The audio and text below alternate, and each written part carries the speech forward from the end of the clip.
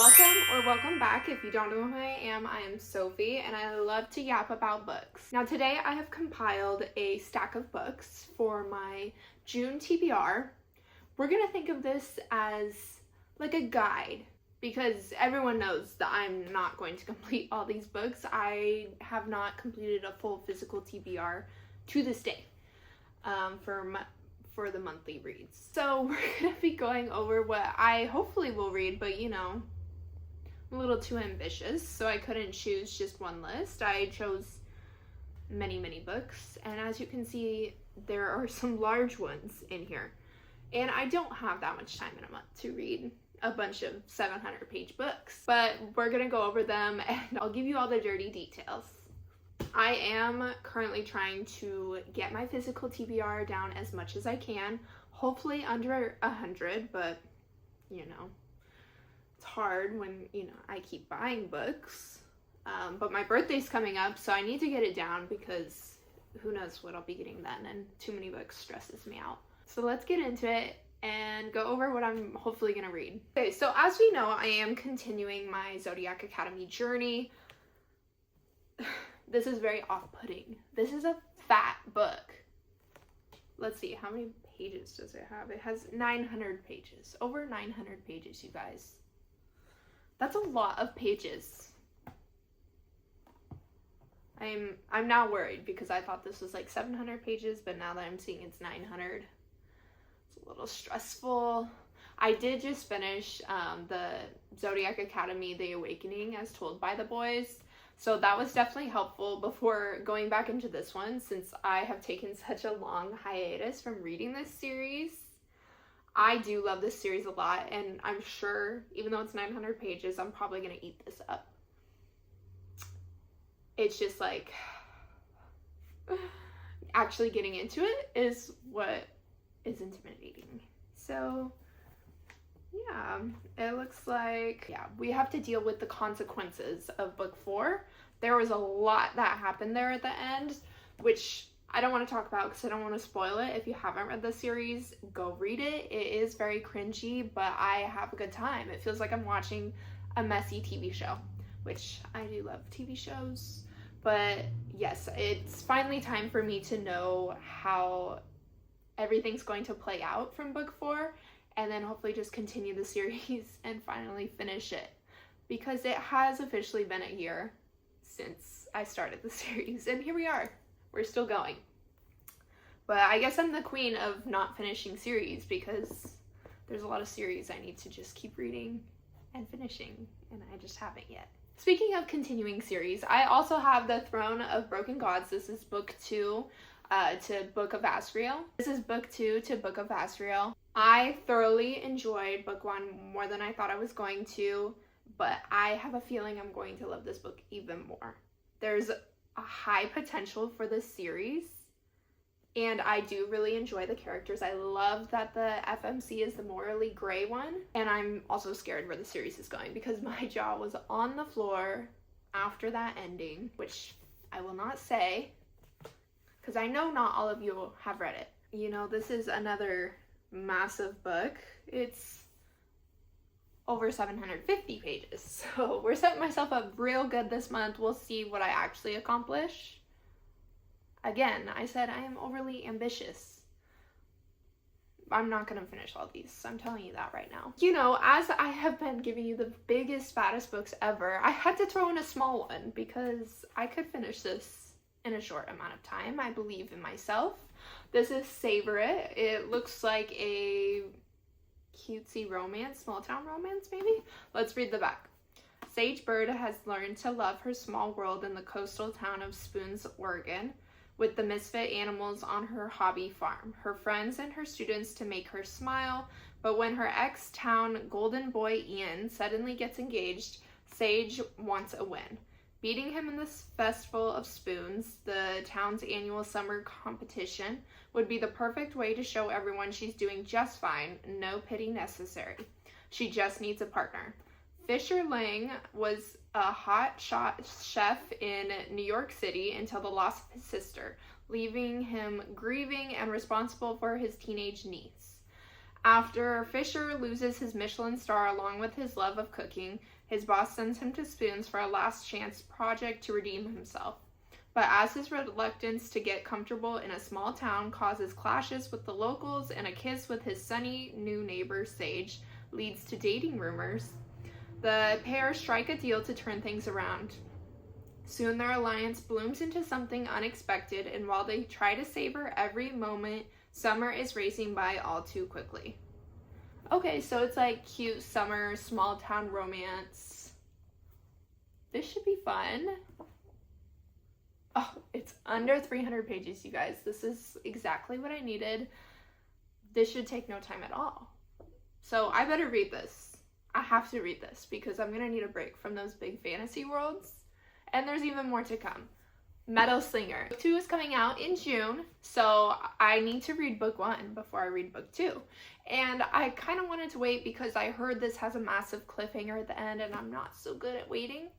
But we'll see how it goes. I mean, I'm really hoping to have it read by, the time book 2 comes out, but we'll see. Honestly, I don't even know what this is about, so we'll read the back again. Even though she's not one of them, Brynn has spent her life along the Alaha, training to be a guard and waiting for the chance to attend the annual market hosted by the Kenta, the very same people who exiled her adopted community to a life at sea. Going to the market is a rite of passage eagerly anticipated by all young guards, but Brynn does not anticipate breaking a century-long peace treaty while there.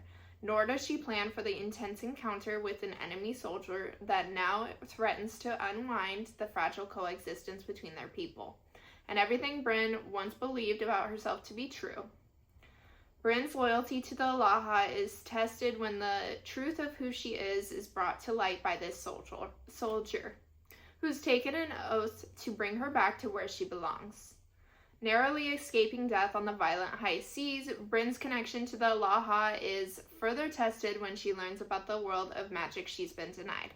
She was once certain of her fate and where she belonged, but the dark, knowing eyes of this stranger have her questioning everything, including her heart. Okay, so it's nothing like what I was expecting. It sounds like they're at sea, but not quite pirates. But they're just at sea and, enemies to lovers. So that could be kind of fun. Yeah, I think I should get to this one. And I said I was going to read this last month, but I in fact did not. This is When the Moon Hatched. Book 2, The Ballad of Falling Dragons, did come out last month, which I also want to read. But I have to read book 1 first.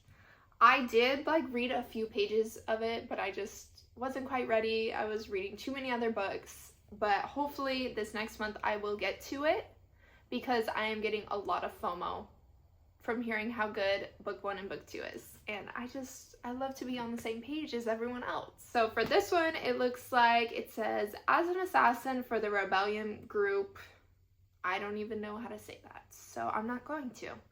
Rave's job is to complete orders and never get caught. When a rival bounty hunter turns her world upside down, blood spills, hearts break, and Rave finds herself imprisoned by the Guild of Nobles, a group of powerful fae who turn into a political statement. Crushed by the loss of his great love, Con Vager took the head of a king and donned his melted crown. Now on a tireless quest to quell the never-ebbing ache in his chest, a clue lures him into the capital's high-security prison, where he stumbles upon the imprisoned Rafe. Echoes of the past race between them. There's more to the story than meets the eye, but some truths are too poisonous to swallow. I am intrigued. Color me intrigued. This sounds very interesting. I've heard it's a very beautiful world with beautiful writing, but I definitely need to be sat down, ready to understand what's going on, because just from the few pages I read, it definitely has some very dense world building, and I need to be able to understand that. Then I have Weaving Shot. I have been wanting to read this since I received this special edition in the mail. And I first read the plot of the book. It sounded so interesting and unique. So that's why I want to read it. It keeps going on my physical TBR for the month and I just haven't gotten to it yet. Maybe this will be the month, maybe not. feeling hopeful, so I'm gonna put it here.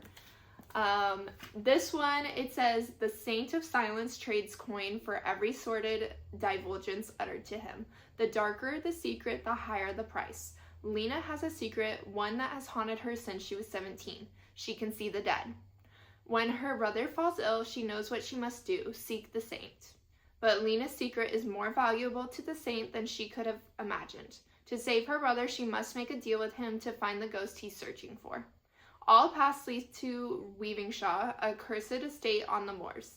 As Lena grows closer to St. Silas and she is plunged further into his world of danger, deceit, and desire, she learns that he is hiding his own secrets, ones that have the power to destroy them all. So I really like it. Definitely seems like a gothic fantasy. I like the fact that she can see like ghosts and whatnot, and it sounds like they're gonna be on like a haunted estate. As a horror fan, I love this idea. Like, I want to be kind of creeped out with some romance in there. I'm hoping it's a little on the scarier side, but we'll see what happens. And lastly, I do have Addicted After All. This is the 5th book in the Addicted series, following Lillian Lowe's story. I have no idea what this one is about. I'm assuming it's just a continuation of what's been going on. You know, their ups and downs, the struggles of their addiction, trying to find their way through the world that they live in and handle the issues that they get thrown at them every single day. So I know I only have a couple books left in this series, and I am excited because this is a very long series, not gonna lie, including like, you know, the Calloway Sisters portion. It's like 10 books. So it's been a lot. It's been a long journey. I am still enjoying it though. I am excited that it's coming to an end because I think these characters deserve the happy ending that they've been trying to work so hard for this whole time. Those are all the books that I just picked off my physical shelf that I'm hoping to read. Obviously, I can never stick to just physical books, so we'll see what I pick up on my Kindle or on audio. Like, I'm always goofing around and straying from that physical TBR, but definitely stay tuned. I will, of course, be posting my June reading wrap-up next month. And then you can see whether or not I stuck to this TBR and actually read these books, or if I even read a single book on them. But of course, don't forget to like and subscribe, and then follow all of my other socials below. I included the links in the description.